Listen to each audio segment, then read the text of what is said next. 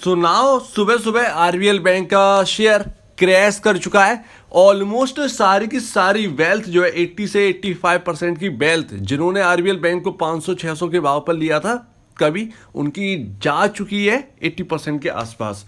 अब यहाँ पर ऐसा क्या हुआ है कि आरबीआई ने यहाँ पर जो है सीईओ को अपॉइंट किया है, लेकिन मार्केट को ये सीईओ पसंद नहीं आ रहे हैं, इसीलिए ये क्रैश दिख रहा है। तो हम पहले देखेंगे कि इन सीईओ से ऐसा क्या प्रॉब्लम है कि मार्केट को इतना डाउट हो रहा है, ये आपको पता होना चाहिए। और आरबीएल बैंक जितना कोई भी शेयर क्रैश नहीं हुआ है, चाहे आप एक्सिस देख लीजिए, चाहे आप यस देख लीजिए, चाहे आप इंडसइंड देख लीजिए।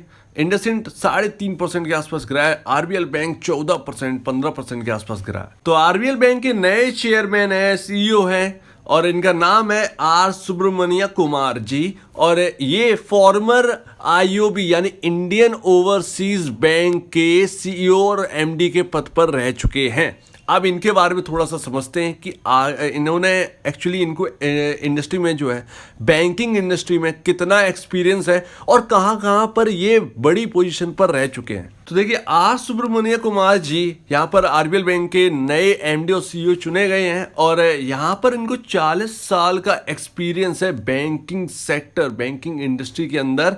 और यहाँ पर पहले इन्होंने शुरुआत करी थी अपने करियर की पीएनबी से, यानी पंजाब नेशनल बैंक 1980 में, और वहाँ पर 35 साल इन्होंने काम किया। हेड ऑफ बिजनेस ट्रांसफॉर्मेशन का में इन्होंने उछाल लेके आए तो यहाँ पर, और पीएनबी के बाद फिर ये इंडियन ओवरसीज बैंक के एमडी और सीईओ यहाँ पर बनाए गए, और अब यहाँ पर जो है आरबीएल बैंक के। अब दिक्कत ये है, मार्केट को इसलिए ये पसंद नहीं आ रहे कि आरबीएल बैंक जो आरबीएल बैंक तो छोड़ दीजिए, पीएनबी की हालत कितना सही है, कुछ भी ठीक नहीं है।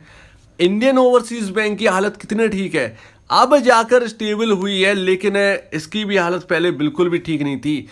अब उसी इन दोनों बैंक के सीईओ को आपने बना दिया है आरबीएल बैंक का सीईओ, तो यहाँ पर मार्केट में शेयर होल्डर का बहुत बड़ा डाउट है कि क्या ये वाकई में अपना कारोबार जो है, कामकाज जो है वो सही से कर पाएंगे। जो हमने यहाँ पर पीएनबी और इंडियन ओवरसीज बैंक में देखा, क्या सेम टू सेम ऐसा ही चीज़ चले? क्योंकि जब ये 35 साल से थे तो बैंक, ऐसा नहीं है कि इनकी वजह से बैंक की हालत ख़राब थी, ऐसा नहीं है, लेकिन ये भी उस ग्रुप में शामिल ही थे। अब हमको क्या पता, शेयर होल्डर को क्या पता? तो ये शेयर होल्डर का सिर्फ डाउट है, अभी इनके क्वेश्चन मार्क लगाना बिल्कुल भी ठीक नहीं है। मैं आपको एक चीज़ और दिखा देता हूँ, ये रहा इंडियन ओवरसीज बैंक, और 2018 मार्च 2018 की बात है। इंडियन ओवरसीज बैंक का नेट एनपीए 15.33% था, और देखिए 2020 में आपका शायद मेरे ख्याल से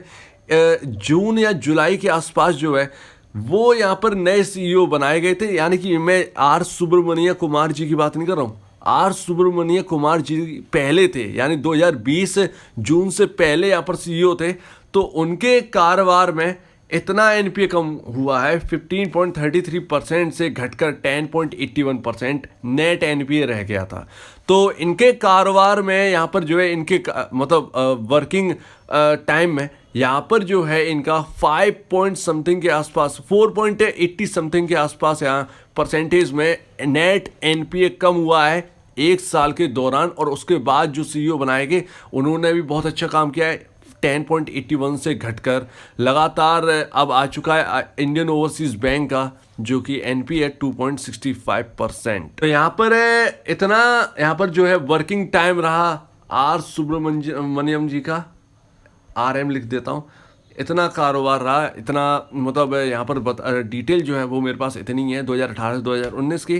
तो नेट एनपीए कुल मिलाकर कम हुआ था इनके टाइम में। तो जो बात हम कर रहे हैं कि इनके ऊपर डाउट है यहाँ पर डाउट होना चाहिए, क्योंकि पीएनबी और आईओबी की हमने हालत देख ली है, और इसीलिए यहाँ पर जो है दिक्कत भरी बात हमारे सामने आ रही थी कि उनके चेयरमैन आ चुके हैं, तो बस यही एक प्रॉब्लम है। बाकी इन्होंने क्या कहा है, RBL has the team to achieve version 2.0 in just half a decade, यानी कि 5 साल के अंदर अंदर यहाँ पर जो है आरबीएल बैंक 2.0 वर्जन जो है वो अचीव कर लेगा, यानी कि बेहतर से बेहतर पोजीशन में ये पहुंचा देंगे।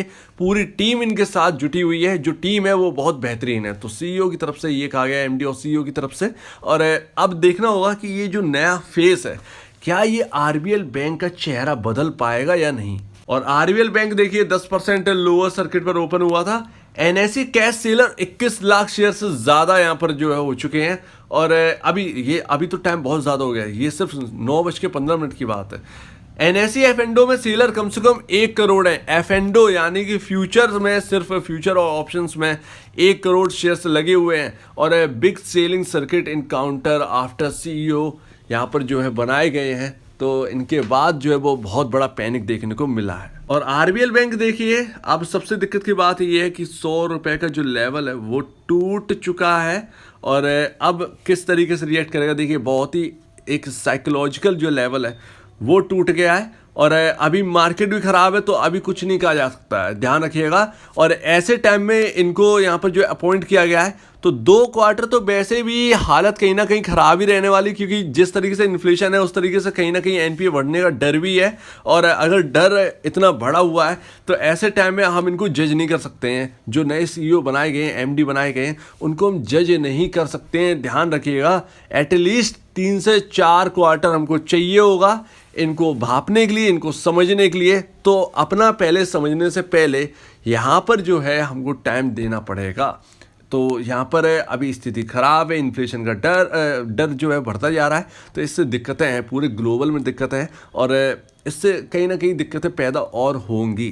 तो देखते हैं कि आगे क्या होता है। अब देखिए, नए लोगों इसलिए जो सलाह है वो यही रहेगी कि आरबीएल बैंक से दूर रहें, क्योंकि यहाँ पर जो है आप देख रहे हैं ये एक ब्लू डंडी है।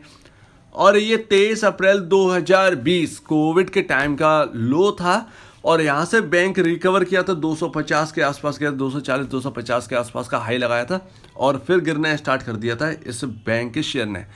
और अब हुआ क्या है कि बड़े वॉल्यूम से 100 रुपये 80 पैसे का लेवल जो है वो इस स्टॉक ने ब्रीच किया है। और हमारे बात करते करते 16% से ज़्यादा का यहाँ पर जो है गिरावट आ चुकी है इस बैंक के शेयर में। तो मेरा मानना यही है कि नए लोग जो है वो दूर रहिए। अभी कंडीशन खराब है, रिकवर करने के चांसेस बहुत बहुत कम है, क्योंकि मार्केट की कंडीशन भी खराब है। मार्केट की कंडीशन खराब है, इसीलिए रिकवर होना बहुत मुश्किल है। तो नई खरीदारी की तो कुछ बात बनती नहीं है। यहाँ पर अभी सारा मामला देख लीजिए, क्या डाउट है आगे क्या और बात निकल के आते, क्यों इतनी तेज गिरावट है, क्योंकि मार्केट ने तो रिजेक्ट कर दिया है। शेयर में गिरावट से इतना तो समझ में आ रहा है कि कुछ तो डाउट है, और डाउट है तो यहाँ पर ये गिरावट जो है वो हो रही है, नहीं तो मार्केट जो है वो रिजॉइस करता। तो यहाँ पर अभी रहने दीजिए, नए लोग जो हैं वो रहने दीजिए, बिल्कुल फंसिएगा नहीं। तो बस इससे ज़्यादा और कुछ नहीं कहना है, बस नए लोग जो हैं वो थोड़ा सा दूर रहिए। अभी भी चांसेस हैं थोड़ा सा फॉल होने के, क्योंकि मार्केट खराब है। तो अगर आपको इस वीडियो में कोई प्रॉब्लम, कुछ पूछना है, कुछ बताना है, कुछ कहना है, तो प्लीज़ कमेंट सेक्शन में कहिए। और अब दीजिए मुझे इजाज़त। वीडियो देखने के लिए बहुत बहुत धन्यवाद दोस्तों।